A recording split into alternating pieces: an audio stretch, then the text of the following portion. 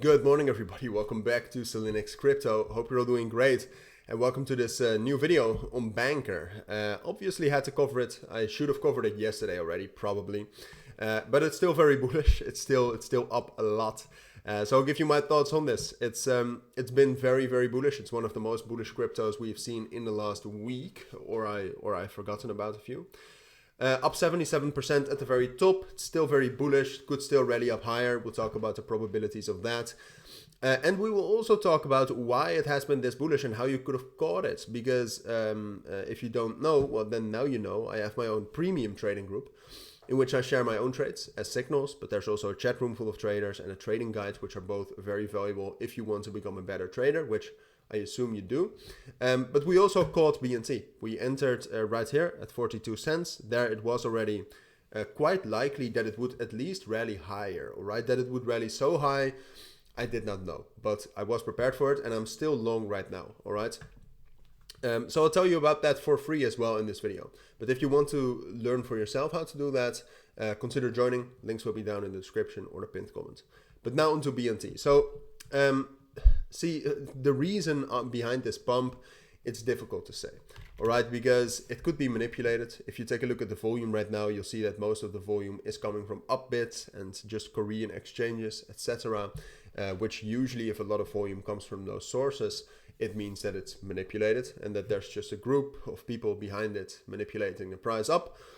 But apart from that, there was also, yesterday, there was a little bit of noise around Israel related coins rallying. So that's, for example, also what we saw briefly with EDU and briefly with SSV.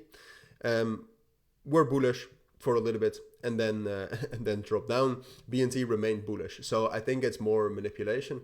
But that happened. Right now, the funding fee is still relatively high as well that you have to pay if you're short. And in general, the way you could have caught this is that if you take a look at the open interest, what you'll see is this, oh, this BNB. Wow. If you take a look at the open interest, yesterday in the morning, it was already up like 100%.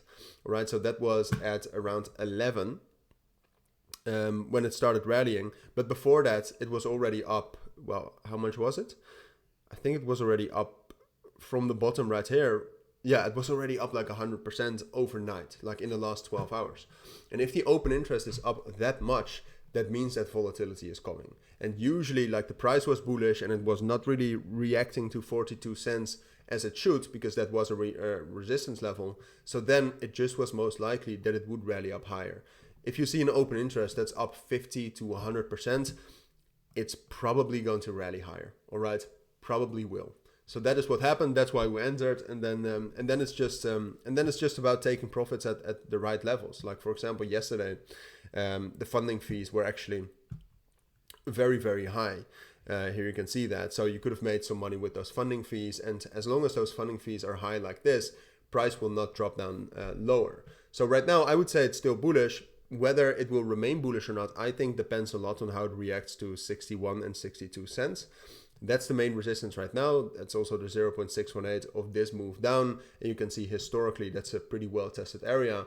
So I would say BNT, while it still has momentum, which is still the case right now, like the open interest and the volume are still growing. While that's the case, BNT still has the potential to break above 62 cents. And if it does, it will probably find resistance at 65, but then it will take that bullish break retest and rally up to probably 75 cents.